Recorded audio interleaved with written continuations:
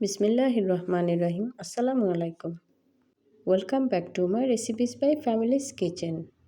সবাই কেমন আছেন? আমি আজ আপনাদের মাঝে হাজির হয়ে গেলাম রেস্তোরাঁর স্বাদে চিকেন কারি রেসিপি নিয়ে। আমার রেসিপিটি যদি ফলো করেন তাহলে মন চাইবে বারবার এভাবেই তৈরি করে নিতে। এতটা সহজভাবে এবং খুব কম সময়ে রেস্তোরাঁর স্বাদে এই চিকেন কারিটি তৈরি করা যায়। বিশেষ করে নতুনদেরকে বলছি, একদমই ঝামেলাহীনভাবে খুব অল্প সময়ে ঝটপট তৈরি করে নিতে পারেন আপনার ফ্যামিলির জন্য এই চিকেন কারি রেসিপিটি। তাহলে শুরু করা যাক। আমি এখানে 500 গ্রাম চিকেন নিয়েছি, আর এই চিকেনটা আমি দেশি চিকেন নিয়েছি। এখানে যে বাটা মশলাটা দেখতে পাচ্ছেন, আমি এখানে 1 টেবিল চামচ পেঁয়াজ বাটা নিয়েছি, 1 চা চামচ রসুন বাটা, 1 চা চামচ আদা বাটা, 1 চা চামচ জিরা বাটা, 1 চা চামচ ধনিয়া বাটা, 2টো দারচিনি, 2টো এলাচ, সব কিছু আমি পাটায় বেটে নিয়েছি। আপনারা চাইলে ব্লেন্ডারে ব্লেন্ড করে নিতে পারেন। 2টো তেজপাতা আমি 4 ভাগ করে দিয়ে দিলাম।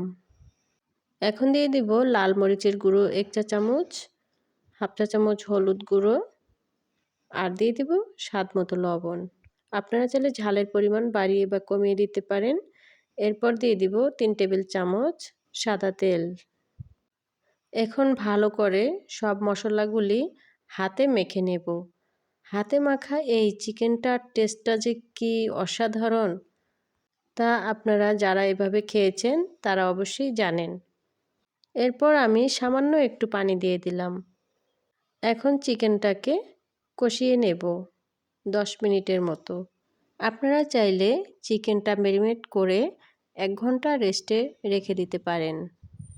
আমার হাতে সময় ছিল না, তাই আমি সাথে সাথেই রান্না করে নিয়েছি।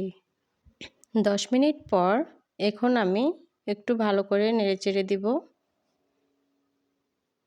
চিকেনের কালারটা দেখতে পাচ্ছেন, এভাবে হাতে মেখে রান্না করলে কালারটাও অনেক সুন্দর আসে। এখন আমি এর সাথে আলু অ্যাড করে দেব। আপনারা চাইলে বাদ দিতে পারেন। দেশি মুরগি আমি ঝোল ঝোল করে রান্না করব, তাই আমি আলু দিয়ে দিলাম। আলুটা চিকেনের টেস্টটা আরও বাড়িয়ে দিবে।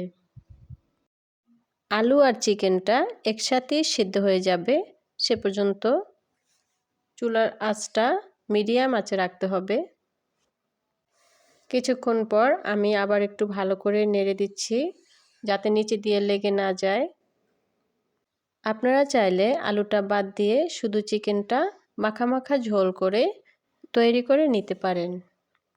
আলু আর চিকেনটা 80% সিদ্ধ হয়ে গেছে, তো আমি এখানে গরম পানি অ্যাড করে দিলাম। আপনারা চাইলে ঝোলের পরিমাণ আর একটু বাড়িয়ে বা কমিয়ে দিতে পারেন।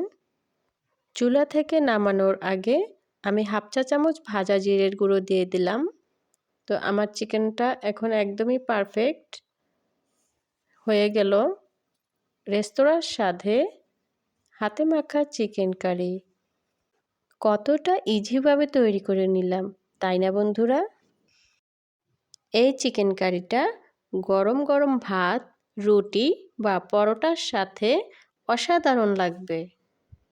বাচ্চাদের তো চিকেন খুবই পছন্দ।